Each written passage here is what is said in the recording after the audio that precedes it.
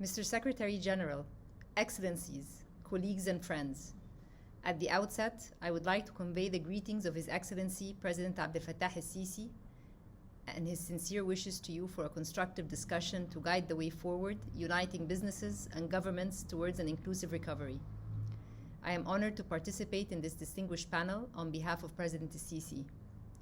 Egypt considered this a key opportunity for exchanging views on how to further pursue our interests and in reaffirming our unity and solidarity in facing the challenges ahead.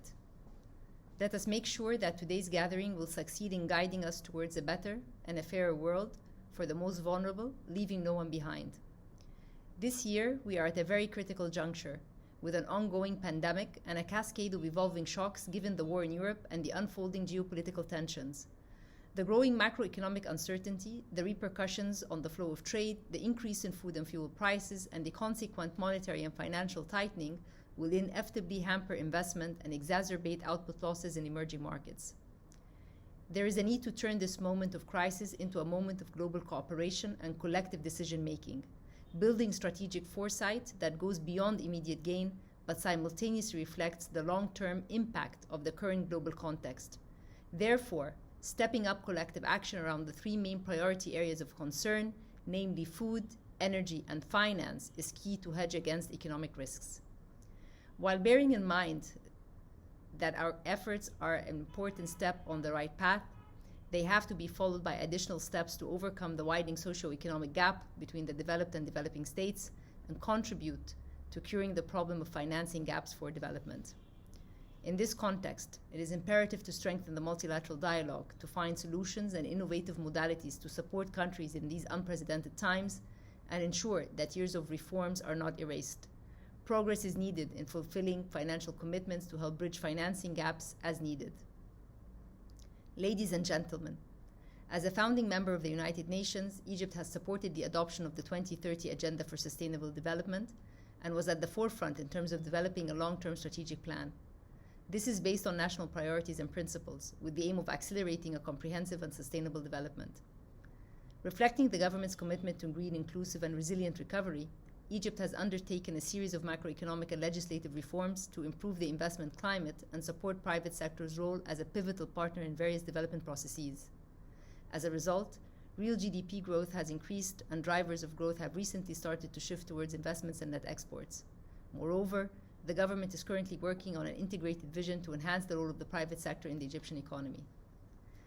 The National Climate Change Strategy 2050 and the National Water Resource Management Plan for 2037 are two recent examples of how Egypt is sparing no effort to provide a greater role for the private sector in development and specifically towards the green transition. Another example is Egypt's issuance of the first green bond, encouraging the banks and private sector companies to follow suit. In this prospect, and to further localize the SDG agenda, the government of Egypt embraces the role that the private sector brings to the table, requiring coordinated action and a commitment to the environment, social, and governance principles, ESG. Furthermore, Egypt's sustainable development trajectory highlights a positive investment climate and has major opportunities for international financial institutions and multilateral development banks across the country and across sectors. In 2021, the government launched a development partnership finance framework with several development partners aimed at fostering inclusive growth and enhancing private sector's engagement in development efforts through supporting digital and financial inclusion, enhancing trade facilitation, customs-related processes, in order to move and boost inclusion, women empowerment, competitiveness, and private sector engagement. With ongoing efforts to push forward the Sustainable Development Goals, the government of Egypt is currently finalizing our strategic cooperation framework with the UN, namely the UN SDCF, which extends between 2023 and 2027 and aims to support the government of Egypt's priorities in achieving economic, social development in line with Vision 2030 and the 2030 Sustainable Development Goals, taking into consideration the necessity to build on the achievements made during the current strategic framework, the UN PDF. There are 5 pillars that have been identified for the upcoming cooperation framework, namely investment in human capital, inclusive economic development, environmental sustainability, transparency and good governance, as well as empowerment of women.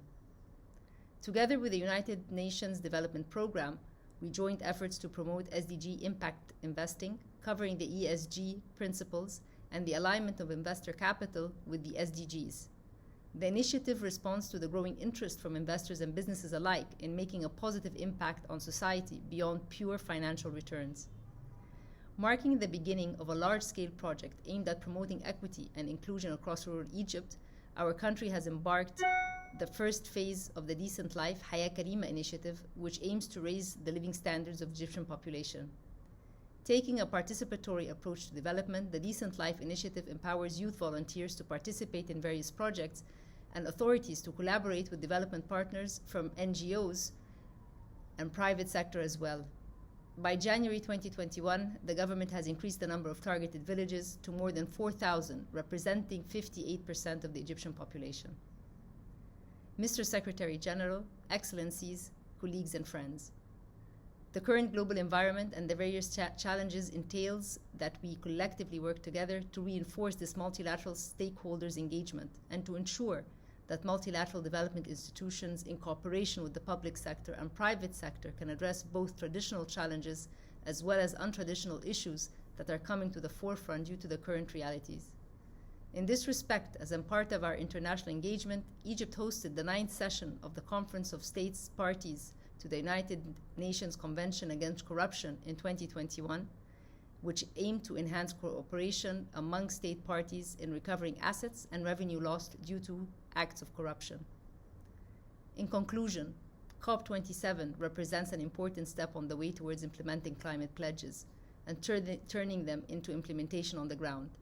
Egypt's presidency of COP27 is displaying its clear vision from pledges to implementation, tackling the climate crisis through international partnerships, innovative financing instruments, and developing an international framework for innovative climate finance.